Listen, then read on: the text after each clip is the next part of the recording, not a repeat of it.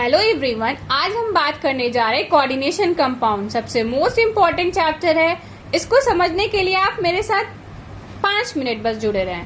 Salt जो होता है उसमें एसिडिक रेडिकल, बेसिक रेडिकल दोनों आते हैं। टाइप्स ऑफ सॉल्ट 3 तरह का होता है, simple salt, double salt and complex salt. Simple salt उसको कहते हैं जिसमें एक ही तरह का कटायन और एक ही तरह का अनायन हो। ये नहीं कि एक से ज्यादा कटायन हो। जैसे कि आप केसियन ले लो तो के के प्लस चार्ज। अब आप सोचोगे प्लस चार्ज क्यों आया? क्योंकि अल्कलाइन अर्थ मेटल ग्रुप के पास पॉजिटिव कैरेक्टर होता है, इसलिए हम प्लस लिखते हैं। और जो CN है उसके पास तो निगेटिव है, साइनाइड है,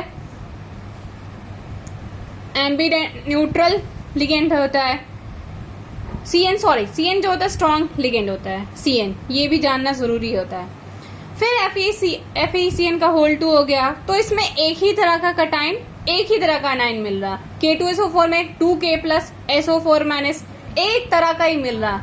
ये नहीं बोल रही हूँ कि एक से ज्यादा कटाइन और अनाइन की बात नहीं कर रही हूँ मैं, एक ही तरह का बोल रही हूँ। टाइप्स अलग है और नंबर अलग बात है। डबल साल्ट में जब कहेंगे तो डबल साल्ट में क्या होता है, जब दो सिंपल सॉल्ट को मिक्स करते हैं, इक्विमोलर रेशियो, मतलब जैसे कि FeSO4 के पास 1 मोल है, NH4 को होल 2SO4 के पास 1 मोल है। जब इन दोनों को मिक्स करते हैं तब डबल सॉल्ट मिलता है। 1 मोल दोनों के पास है, यहाँ भी 1 मोल है, यहाँ भी 1 मोल है। अब जब हम इसको डिसोसिएट करते हैं तो एक से ज्यादा कटायन मिलता है। यहाँ जब डिसोसिएट किए तो एक ही कटायन मिला ना, Rb प्लस ही मिला ना RbCl को जब हम वाटर में डिसॉल्व करेंगे। ऐसा तो नहीं है कि कुछ और मिल जाएगा, एक ही तरह का कटायन मिलेगा। बट डबल सॉल्ट में क्या होता है कि एक से ज्यादा कटायन मिलता है। जितना भी एलम हो गया, एलम, ये सारा डबल सॉल्ट के अंदर आते हैं।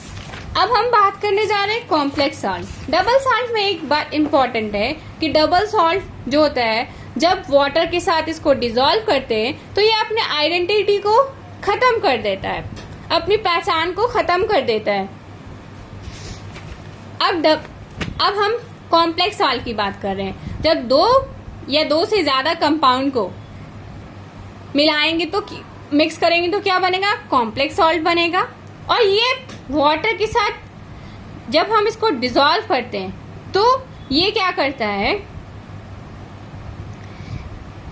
ये जो होता है वो अपने आइडेंटिटी को लॉस नहीं करता, आइडेंटिटी को नहीं खत्म करेगा। और इसका कंप्लीट आयनाइजेशन पॉसिबल भी नहीं है, क्योंकि इसके पास जो कोऑर्डिनेशन स्फीयर होता है ना, वो थोड़ी डिसोसिएट हो पाता है वाटर के साथ। तो इसमें क्या होता है ना कि कंप्लीट आयनाइजेशन पॉसिबल नहीं होता। लेकिन जो डबल सॉल्ट होता है उसमें कंप्लीट आयनाइजेशन पॉसिबल है। लेकिन कॉम्प्लेक्स सॉल्ट में जो होता है, वहां कॉम्प्लेक्स सॉल्ट में आयनाइजेशन कंप्लीट आयनाइजेशन पॉसिबल नहीं होगा। और जितना भी एलम हो गया, आपका एलम का फुल फॉर्म सिंपल है M2SO4 का whole thrice 24H2O। M monovalent होना चाहिए और M ये ट्राईवैलेंट कटायन होना चाहिए। लेकिन आपको ये एक बात याद रखना है कि बोरोन +3 नहीं आना चाहिए। क्यों नहीं आना यहाँ पे? और ये एक बात और, डबल सॉल्ट जो होते हैं वो सॉलिड स्टेट में स्टेबल होते हैं, लेकिन कॉम्प्लेक्स जो होते हैं वो सॉलिड और एक्वस सॉल्यूशन दोनों में एग्जिस्ट करते हैं। ये नहीं कि सिर्फ सॉलिड में ही एग्जिस्ट करेंगे।